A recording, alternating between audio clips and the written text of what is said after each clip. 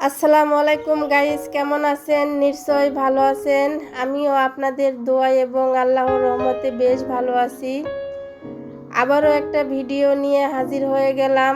আর এই যে ভিডিও শুরুতেই দেখতে পারছেন সুন্দর একটা নাস্তা রেসিপি। আর এই রেসিপিটা অল্প উপকরণে অল্প সময়ে ঝটপট বানিয়ে নেওয়া যায়, খেতে খুব মজা। তো নাস্তাটা আমি কিভাবে বানাই সেটাই আপনাদেরকে দেখাবো, তো পুরো ভিডিও দেখবেন। তো এখানে আছে কিন্তু এই যে আমার খাওয়ার পরে যে তরকারিগুলো যে বেঁচে যায়, সবজিগুলো, তো এগুলো কিন্তু আমি ফেলি না, ফ্রিজে রেখে দেই। এগুলো দিয়ে আজকে নাস্তা বানাবো আর কি, খাওয়ার পরে বেঁচে যাওয়া সবজি দিয়ে। তো সবজিগুলো ফ্রিজে ছিল ঠান্ডা, তো এখন আমি এই যে চুলার উপর কড়াই দিয়ে দিয়েছি, কড়াইয়ের মধ্যে ঢেলে দিলাম, একটু গরম করে নিব। তো সবজিগুলো কিন্তু আমার গরম করা হয়ে গেছে। এখন আমি এই যে একটা বল নিয়েছি, এখানে আমি 4 চামচ আটা নিব। নাস্তাটা আমি বেশি বানাবো না, অল্প করেই বানাবো। তো এখানে 4 চামচ আটা নিয়ে নিলাম, লবণ দিয়ে দিলাম, একটু সয়াবিন তেল দিয়ে দিলাম। এখন এই যে ভালো করে আটাগুলো একটু মিক্স করে নিব। তো ভিডিওর শুরুতে ছোট্ট একটা রিকোয়েস্ট, আমার আপু ভাইয়াদের অবশ্যই লাইক দিয়ে পুরো ভিডিও দেখবেন।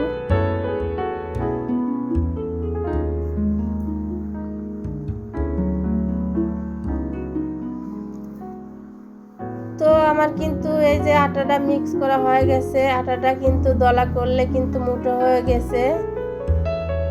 তারপর আমি একটু একটু করে পানি দিয়ে শক্ত একটা ডো তৈরি করে নিব।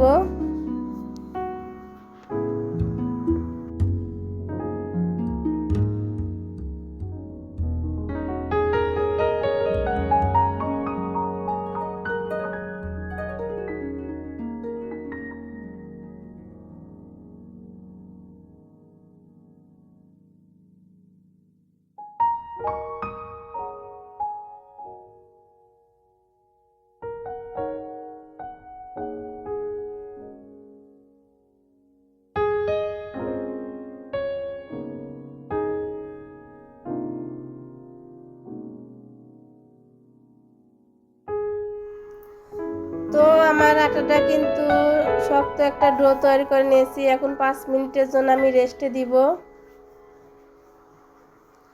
তো 5 মিনিট পরে আমি চলে আসলাম রান্নাঘরে। এখন আমি এই যে নাস্তাটা রেডি করার জন্য, তো আটাটা কিন্তু আমার অনেক সফট হয়ে গেছে 5 মিনিটের মধ্যেই। তো এখন আমি ছোটো ছোটো করে লিচি কেটে নিব।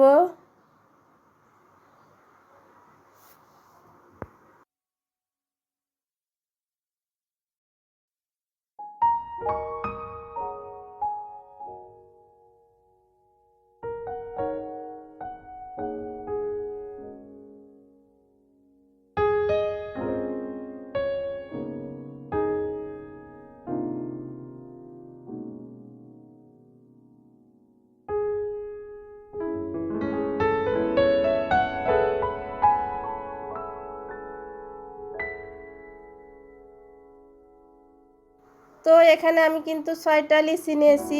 আর এখানে কিন্তু আমি একটু তেল দিয়ে দিলাম। আর তেল দিয়ে দিলে কি হবে, আমার রুটিটা একদম পাতলা করব, তো মানে লেগে যাবে না।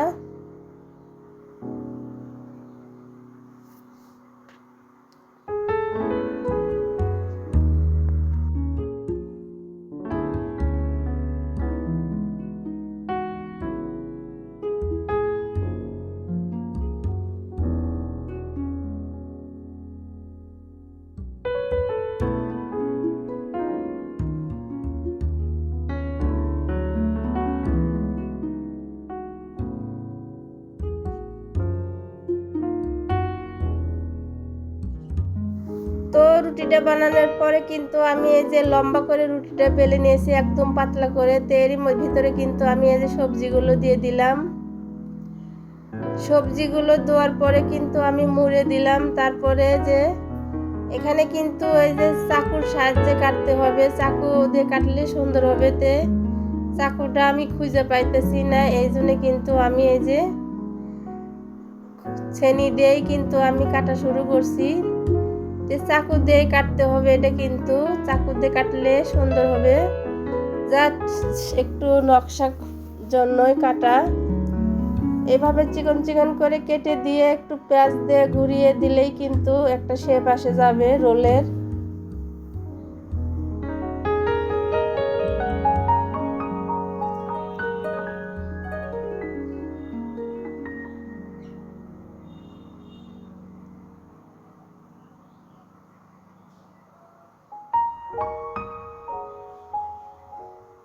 তো আপনারা চাইলে লম্বা শেপও রাখতে পারেন, আবার এরকম গোল করেও রাখতে পারেন। তো আমার কাছে গোলটাই মনে হলো যে একদম পারফেক্ট, ভালো লাগলো। তো আমি আরেকটা রুটি বানিয়ে দেখাচ্ছি।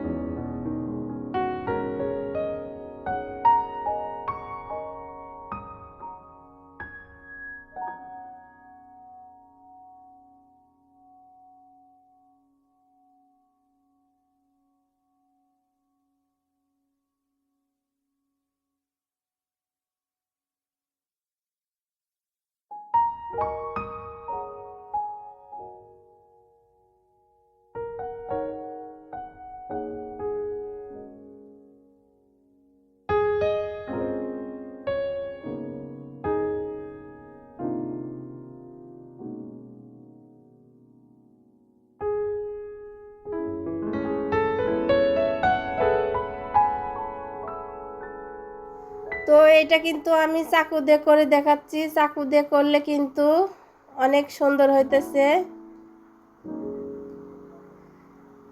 তো এই যে চাকুর মাথায় যে কালো দাগ, আপনারা ভাবেন না ময়লা, ওইটা কিন্তু চাকুরই দাগ পড়ে গেছে।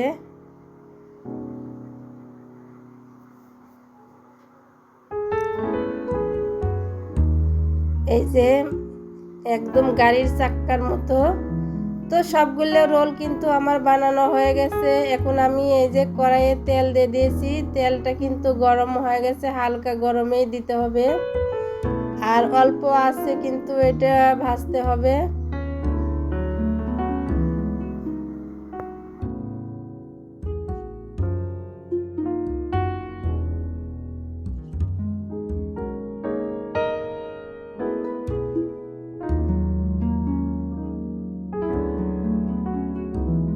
তো অলরেডি কিন্তু আমার 6টা রোল হয়ে গেছে। রোল বলেন আর চাক্কা বলেন, যাই বলেন, দেখতে কিন্তু আমার কাছে তো ভীষণ ভালো লাগছে।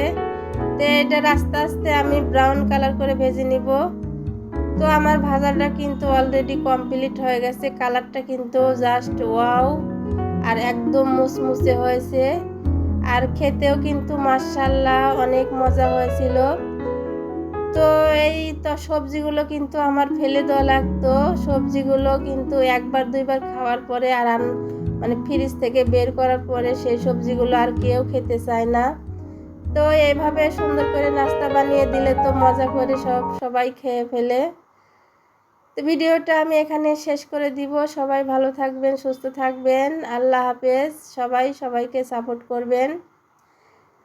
তো আমি ভিতরটা একটু ভেঙে দেখাচ্ছি, অনেক গরম।